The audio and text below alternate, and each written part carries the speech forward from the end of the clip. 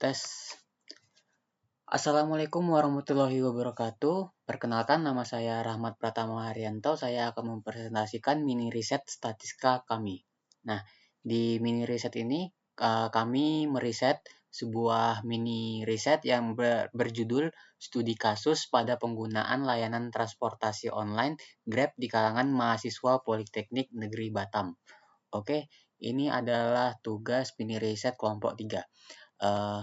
Perkenalkan, nama saya Rahmat Pratama Haryanto dari anggota kelompok 3, dan kelompok kami berjumlah 5 anggota, mulai dari M. Taufik, Rahmat Pratama, saya, Fakih Mudindra, Celia BR Tarigan, dan Yosia Aprilia Putri.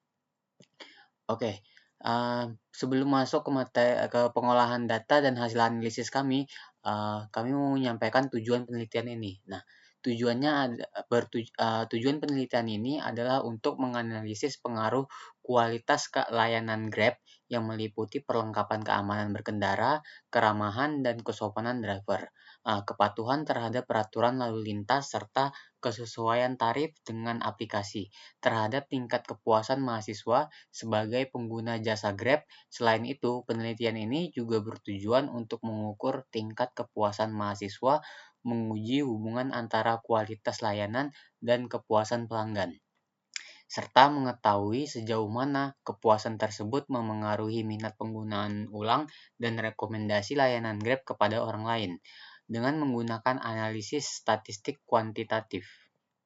Nah, ini adalah variabel dan indikator kami. Yang pertama ada variabel, kami menggunakan 2 variabel, yaitu variabel X dan variabel Y, di mana variabel X adalah kualitas pelayanan dengan 4 indikator dengan skala 1-5.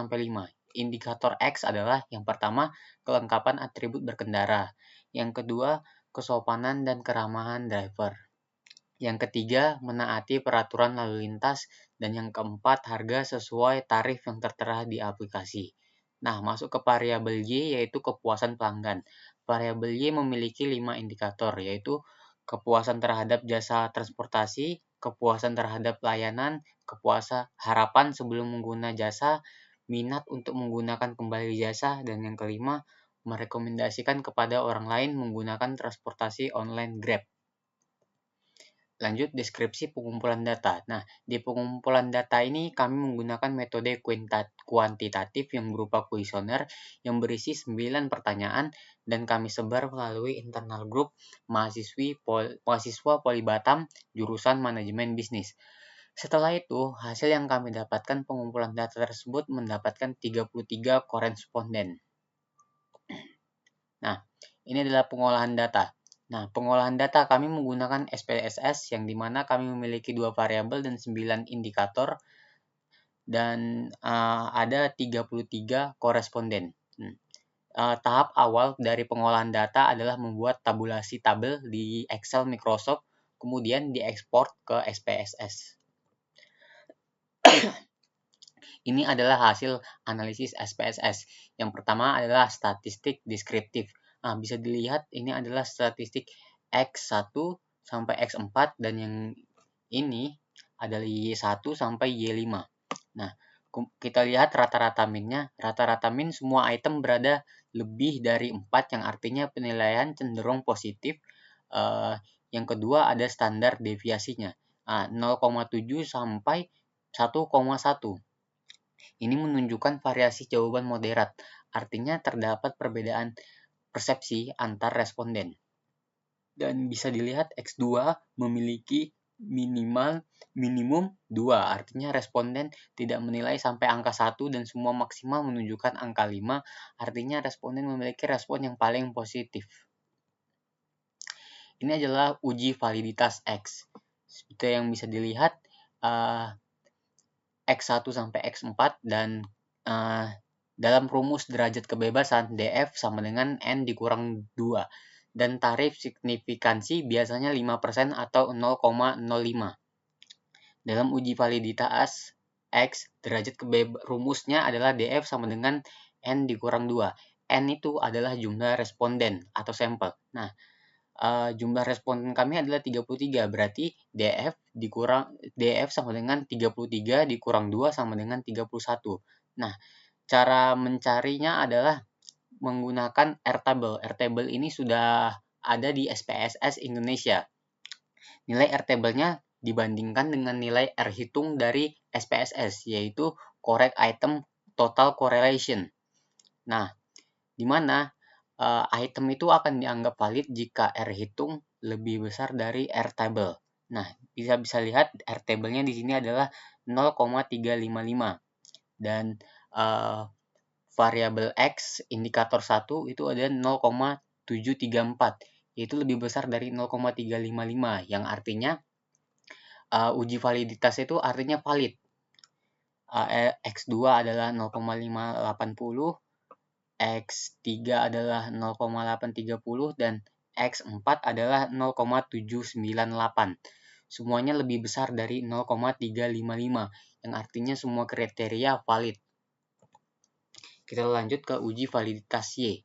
Nah, sama seperti sebelumnya, kita sudah tahu rumusnya adalah DF sama dengan N dikurang 2, yang mana N adalah jumlah responden. Jadi N dikurang 2 sama dengan 31. Nah, di sini 31 berarti sama, Airtable-nya adalah 0,355 dan kita bisa lihat di sini kita bisa lihat R hitung Y indikator 1 ada 0,864. Itu lebih besar dari 0,355 sehingga uji validitas Y itu dianggap valid. Nah, indikator Y2 adalah 0,843, indikator Y3 8,828 dan indikator Y4 0,848 dan indikator Y5 0,843. Semuanya lebih besar dari 0,355. Itu R hitung lebih besar dari Airtable, berarti semua data dianggap valid. Lanjut ke uji reliabilitas Kornbarg alpha variabel X. Kita bisa lihat di sini Kornbarg alpha X adalah 0,873. Nilai valid Kornbarg itu adalah lebih besar dari 0,600 yang dimana dalam buku V. Wiratna Surjawarni 2014 untuk SPSS menjelaskan bahwa uji reliabilitas dapat dilakukan secara bersama-sama terhadap seluruh butir atau item pertanyaan dalam angket. Penelitian adapun jika nilai Kornbarg alpha lebih besar dari 0,60, maka kuesioner atau angket dinyatakan reliable atau konsisten. Nah, ini bisa dilihat 0,873 lebih besar dari 0,60 yang artinya kuesioner tersebut dinyatakan reliable atau konsisten. Lanjut ke uji reliabilitas Kornbarg alpha variabel Y, yang dimana Kornbarg alpha variabel Y adalah 0,943. Yang dimana Kornbarg alpha Y adalah 0,943. Itu lebih besar dari 0,600, yang artinya kuesioner tersebut dinyatakan reliable atau konsisten. Lanjut ke uji regresi linear sederhana. Uji linear regresi sederhana adalah metode statistis untuk menghubungkan antar variabel, satu variabel independen bebas X dan satu variabel dependen terikat Y. Jadi, uji regresi linear sederhana ini cuma bisa dipakai dengan dua variabel, X sama Y. Melalui persamaan Y sama dengan beta ditambah beta X tambah epsilon yang membantu memahami beberapa besar pengaruh variabel bebas terhadap variabel terikat. Ini adalah uji regresi linear sederhana kami. A sama dengan angka konstanta dari unstandardized koefisien dalam hasil regresi. Nilai konstanta A adalah 0,6117. Angka ini mempunyai arti bahwa jika variabel total X bernilai 0, maka nilai total Y adalah sebesar 0,617. Dengan kata lain, 0,617 merupakan nilai dasar total Y tanpa adanya pengaruh dari total X. B sama dengan angka koefisien regresi. Nilai koefisien regresi adalah B adalah 1,183. Angka ini mengandung arti bahwa setiap kenaikan satu satuan total X, maka total Y akan meningkat sebesar 1,183 satuan. Rumus regresi di SPSS mengikuti bentuk dasar, yaitu Y sama dengan A tambah B X. Persamaan yang dihasilkan adalah Y sama dengan 0,617 ditambah 1,183 total X. Uji hipotetis nilai hitung X berpengaruh positif terhadap kepuasan Y pelanggan. Kita bisa lihat uji hipotesis T nilai hitung 9,744 itu lebih besar dari T-table 0,2,040 dan hasilnya positif, berarti variabel X berpengaruh positif terhadap kepuasan Y. Karena nilai koefisien regresi itu bernilai positif, maka dapat disimpulkan bahwa total X berpengaruh positif terhadap total Y. Artinya semakin tinggi nilai total X kualitas, maka semakin tinggi pula nilai total kepuasannya. Gitu. Ini adalah nilai R-square. Nilai R-square kami sebesar 0,754. Nilai ini mengandung arti bahwa pengaruh kualitas pelanggan X terhadap kepuasan pelanggan Y adalah sebesar 75,4%. Sedangkan 24,6% kepuasan pelanggan dipengaruhi oleh variabel yang lain yang tidak diteliti. Oke, begitu saja presentasi dari saya, grup 3 Rahmat Pratama Arianto. Mohon maaf jika saya salah bicara.